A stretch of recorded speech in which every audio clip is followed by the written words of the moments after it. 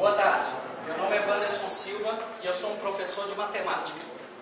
Obviamente eu possuo outras qualificações, como meu doutorado em matemática aplicada, eu trabalho na Rede São Paulo de Formação Docente, minha experiência como corretor de Olimpíadas de Matemática e minha incansável capacidade de falar mal do Corinthians. Mas para o que interessa, o que julgo mais relevante para essa tarde é que eu sou um professor de matemática no Brasil. Entendo que educação matemática ela é uma equação composta prioritariamente por três variáveis: o aluno, o professor e o mundo em que estamos inseridos. Para começar, eu vou falar a respeito dos professores. Naturalmente, quando falamos sobre qualquer coisa relacionada à matemática, acabamos por esbarrar em alguns números. Sendo assim, eu vou citar alguns. 67,4. Esse é o percentual de alunos do ensino médio na escola pública que saem do terceiro ano fundamental sabendo menos do que deveriam. Isso significa que mais de 2 em cada 3 alunos na escola não aprendem o suficiente. Esse percentual melhora na escola privada, mas a gente ainda está marcando um valor de 55,5%. Outro número, 11. 11 é o número de anos que um cidadão sem acesso ao nível superior se submete ao nosso sistema educacional. E ele se forma sem perceber que financiamentos são progressões geométricas, taxas de juros são raízes de polinômios e de que a inflação é uma média ponderada. De acordo com a revista Exame desse ano, de agosto desse ano, 2 em cada 3 consumidores não têm a mínima ideia do custo de seus financiamentos. 57. Essa é a posição do Brasil num ranking de 65 países, de acordo com o PISA. Programa Internacional, é uma sigla em inglês, para Programa Internacional de Avaliação de Alunos. Essa é a posição do Brasil com relação à educação matemática. Para você ter ideia, essa posição coloca o Brasil de forma equivalente em termos de educação matemática a países como a Jordânia e a Albânia. É tão grave isso que, transpondo essa posição no universo do futebol, essa posição é equivalente ao Furacão no atual ranking da FIFA. Ninguém conhece o Furacão. Olha, existe um consolo. O Furacão está na frente do botão. Nossa, essa piada. Pelo menos eu não fiz nenhum trocadilho infame com o Peru, né? O mais terrível dos números. 7. Esse é o número de foras que eu tomei na faculdade depois que descobriram que eu fazia matemática. Tá bom, não é tão terrível assim. Para vocês, para mim foi traumatizante. Até por isso, a partir da 8ª vez em diante, eu comecei a falar que fazia direito ou medicina. Deu certo. Hoje em dia eu sou casado e um dia eu vou contar para ela que eu não sou juiz.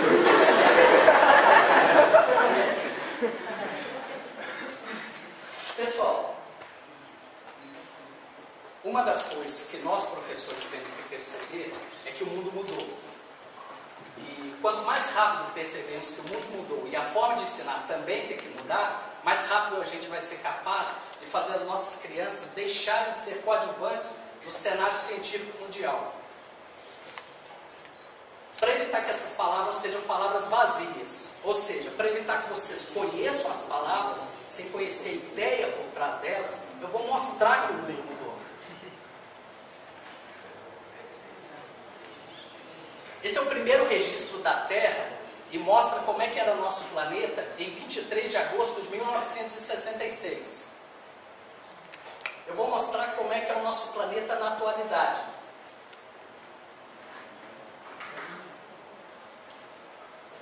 Esse vídeo mostra a nuvem dos mais de 8.000 satélites, levando em consideração os satélites militares, de telecomunicação, ativos e inativos, que orbitam em torno da Terra na atualidade. Eu vou fazer uma pergunta para vocês.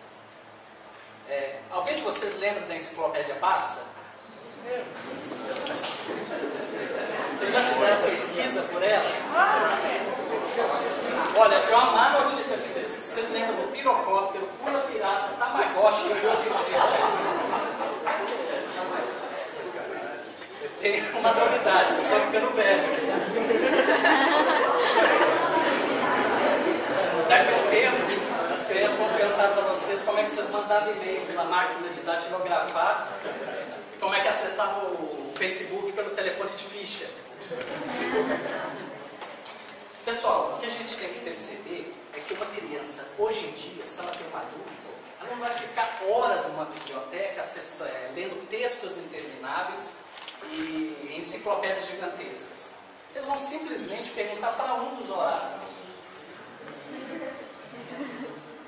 Para você ter uma ideia, se uma criança hoje não entende um conceito como logaritmo, ele pode digitar isso no Google e em 0,46 segundos obter 285 mil ocorrências. E eu estou me restringindo de língua portuguesa. Se ainda assim ele tiver em dúvida, ele pode acessar repositórios de materiais educacionais, como o projeto M3 da Unicamp, e baixar um vídeo que conta uma história de um investigador e de um legista que utilizam logaritmo e a função exponencial para determinar a hora exata de um assassinato. Pensa comigo, depois de 10 minutos assistindo esse vídeo, esse aluno tem os principais conceitos sobre logaritmo. Hoje em dia, estudar é uma coisa meio aiô como fogo. Se você não riu, você não é um cara legal. Vejam essa imagem. Está vendo essa imagem? Está dando para entender a imagem? Perceba o seguinte, essa imagem corresponde a uma sala de aula no período da antiguidade. E ela reflete essencialmente a forma como eles encaravam a educação. Um modelo que tem entre o detentor do conhecimento e seus pupilos uma forma vertical e passiva. Agora eu vou mostrar outra imagem. Perceberam a diferença? A roupa, né? Está bem diferente. Vocês percebem que apesar da gente estar falando de imagens em instantes do tempo tão distantes uma da outra, a ideia por trás do modelo educacional é essencialmente a mesma? Uma das coisas que eu acredito é que pelo uso da tecnologia a gente pode transformar um paradigma de informação centralizada num modelo colaborativo.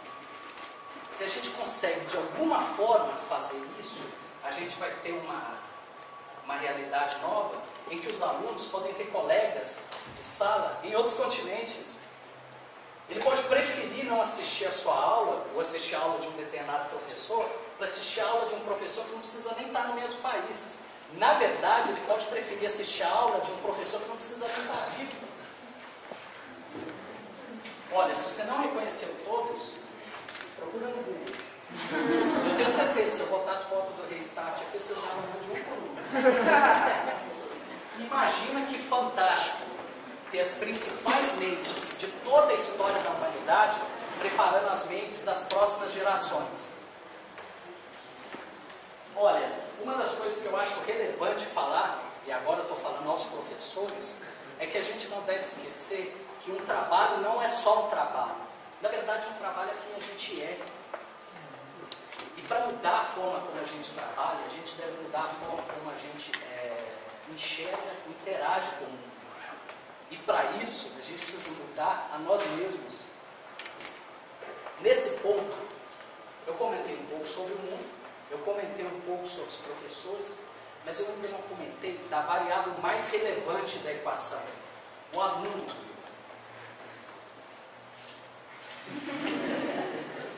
Ops! Não era essa imagem que eu queria usar.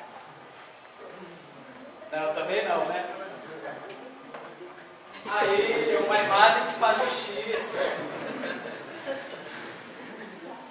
Pessoal, alunos, é para vocês que eu vou falar a coisa mais importante que eu descobri nas últimas 2 décadas, depois de passar 81,25% das horas úteis do dia estudando, eu estou levando em conta as 3 horas que eu fui obrigado a estudar junto. A verdade é, seus professores não são responsáveis pelo seu aprendizado. A escola não é responsável pelo seu aprendizado. Seus pais não são responsáveis pelo seu aprendizado. O governador não é responsável pelo seu aprendizado. Seu animal de estimação não é responsável pelo seu aprendizado. Você é responsável pelo seu aprendizado. Parece um paradoxo com a proposta de nós professores mudarmos a forma de ensinar se não somos responsáveis pelo aprendizado dos nossos alunos. Na verdade, não é. A função do professor é outra. A função do professor é produzir um ambiente que potencialize o talento individual de cada aluno. A vocês, alunos, não cabe transferir a responsabilidade do seu sucesso para outra pessoa. Até porque, se você o fizer, provavelmente em algum momento não vai poder reclamar dos resultados que você obtiver.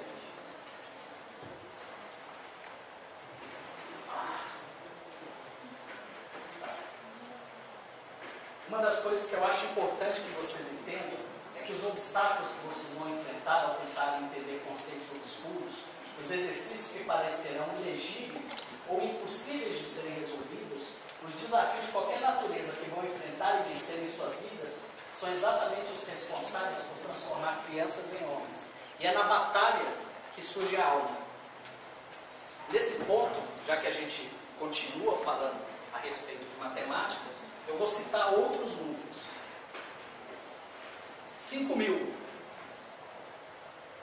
Essa é a quantidade de habitantes da cidade de Cocal dos Alves. Nessa cidade, a principal atividade econômica são plantações de cajueiros. Nessa cidade, saíram 12 campeões das Olimpíadas Brasileiras de Matemática em escolas públicas. Nessas escolas, das 2 escolas premiadas, os troféus não são expostos, porque não todas as salas têm que ser usadas para dar aula. Ou seja, não existe estrutura, não existe laboratório, quadra, área de convivência. Pra você ter uma ideia, uma das alunas que foi pessoalmente parabenizada pela presidenta Dilma pelo ouro na Olimpíada, tem que, em época de chuva, atravessar um rio com água até o joelho para poder pegar o transporte escolar. Vamos pensar em outro número, e o que ele pode significar para a gente. Eu tenho certeza que alguém pensou no Zagallo. Mas tirando o fato de ser o número da sorte do Zagallo. 13 pode ser o número de medalhas em Olimpíadas científicas. Tá tão ruim assim? Eu achei que não tinha dado, mas estou brincando, pessoal, não deu. De qualquer forma, 13 é o número de Olimpíadas que o aluno Lucas Gonzaga ganhou antes de receber uma bolsa e ser aceito em Harvard esse ano. Um aluno de escola pública. Em palavras dele, durante o ensino médio, soube que uma aluna do Colégio Militar do Rio de Janeiro tinha sido aceita em Harvard. Eu, observando o currículo dela, percebi que ela era tão normal quanto eu. Então passei a pensar na possibilidade de aplicar para a universidade. Normal. O pior é que é verdade, gente. Uma das coisas que eu acho relevante que vocês entendam é que dificilmente a gente é capaz de definir na nossa própria competência e habilidade. Normalmente a gente se subestima ou se superestima. Sendo assim, acho razoável que sempre que vocês tiverem a oportunidade de participar de projetos como Olimpíadas Científicas, façam para formar uma ideia mais coerente de vocês mesmos.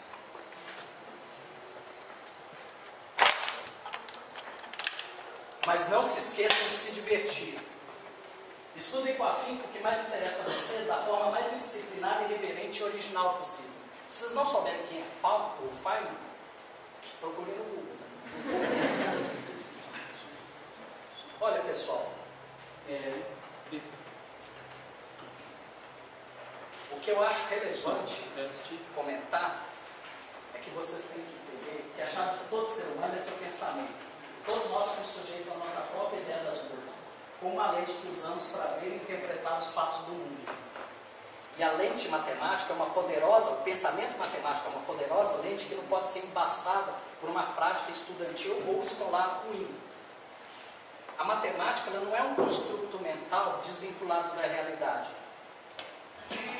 A matemática, em uma interpretação livre da palavra, significa como pensar, que tem pouco ou nada a ver com o ato ou o hábito de se memorizar fórmulas. O que eu acho imprescindível que vocês percebam é que, para entender poker, a gente precisa de probabilidade. Para entender um GPS, a gente precisa de trigonometria. Imagens de satélites são matrizes. Processos jurídicos são cálculos proposicionais. Diagnósticos médicos são sistemas fuzzy. Senhas de bancos são teoremas.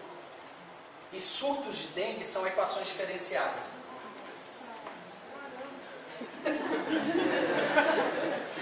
Sem os fundamentos corretos de matemática, o aluno não consegue sequer incluir como funciona a nota dele no atual Enem.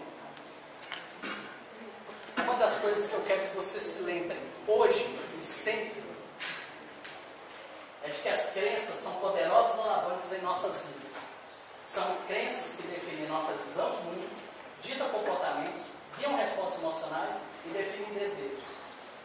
As crenças se tornam parte da estrutura da mente. E a crença que eu quero que vocês cultivem a partir de hoje na alma de vocês é de que a matemática vai ser para vocês o que vocês fizerem dela.